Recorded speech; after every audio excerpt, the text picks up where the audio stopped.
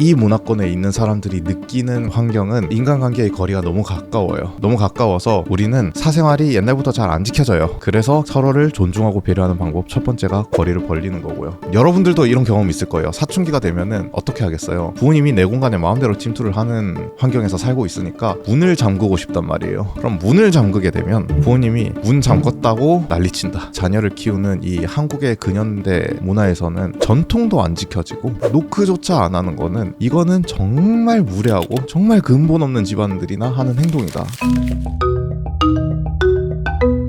오늘은 우리나라 전통 문화에서 지금은 어떻게 변질이 됐는지를 같이 얘기를 해보도록 하겠습니다.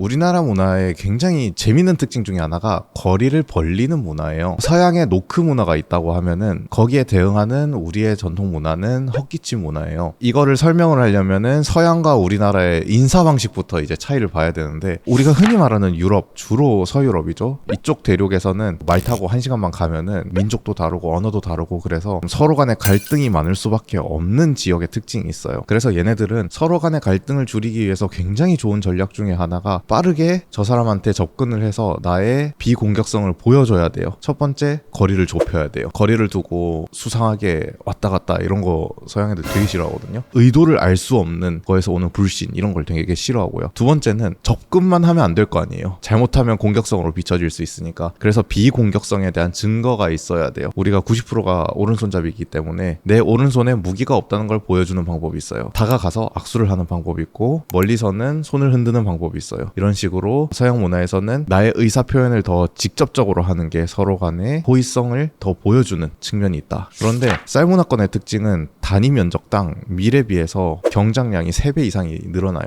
그러다 보니까 인구 밀도가 높아요. 이 문화권에 있는 사람들이 느끼는 환경은 인간관계의 거리가 너무 가까워요. 너무 가까워서 우리는 사생활이 옛날부터 잘 안 지켜져요. 그래서 서로를 존중하고 배려하는 방법 첫 번째가 거리를 벌리는 거고요. 두 번째가, 거리만 벌리면 내가 싫어서 도망가는 건가 오해할 수 있잖아요. 그래서 머리를 숙여서 경의를 표시하는 방법, 요 두 가지로 우리는 표현을 합니다. 이게 이제 노크랑 헛기침으로 발전이 돼요. 노크는 나는 당신 공간에 쳐들어온 게 아닙니다, 그리고 허락 받으면 들어가겠습니다 라는 명확한 의사표현이 다가가서 문에다가 똑똑 두드리는 거예요. 그러다 보니까 얘네는 거절하는 문화도 직설적이에요. 그런데 우리 선조들은 헛기침이라는 걸 해요. 예를 들어보면은 시아버지가 아들 내외가 있는 별채 앞을 지나갈 때 며느리를 부르고 싶어요. 그러면은 며느리 있니? 이렇게 두드리는 게 아니라 마당 앞에서 서성이면서 헛기침을 이렇게 하는 거예요. 며느리가 그 소리를 들을 거 아니에요. 시아버지랑 이제 대화를 할 수 있는 상황이다 이러면은 거기서 나오면 되고, 만약에 거절을 하고 싶다 그러면 그냥 침묵으로 무시하면 돼요. 그러면 시아버지 입장에서도 덜 민망하고요, 며느리 입장에서도 인기척을 못 들었네요 이러고 그냥 변명하고 지나갈 수 있는 굉장히 지혜로운 문화입니다. 옛날에 우리 선조들은 화장실 갈 때도 일부러 헛기침을 하면서 간대요. 내가 화장실을 쓸 거다 이런 걸 이제 알리는 용도도 있고, 안에서도 대변을 보면서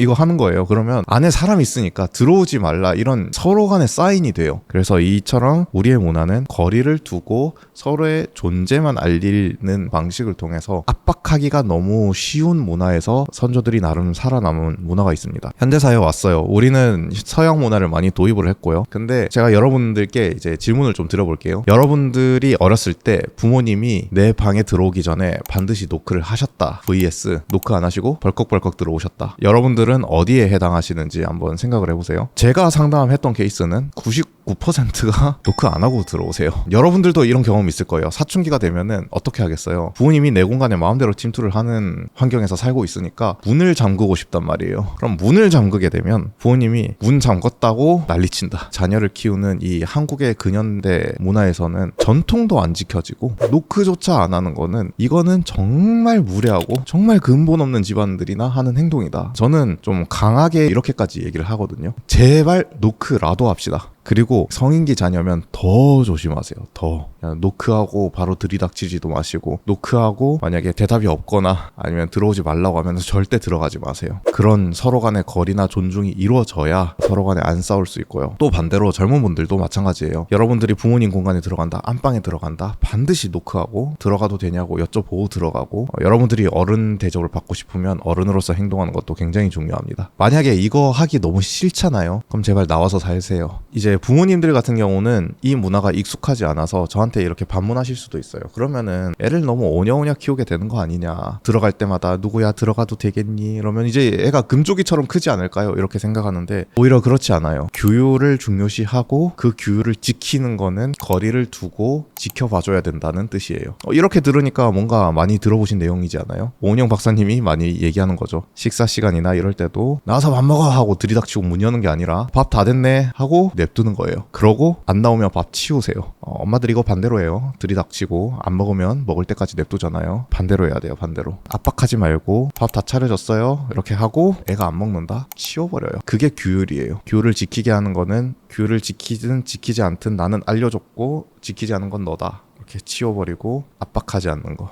이렇게 이해를 하시면 되겠습니다.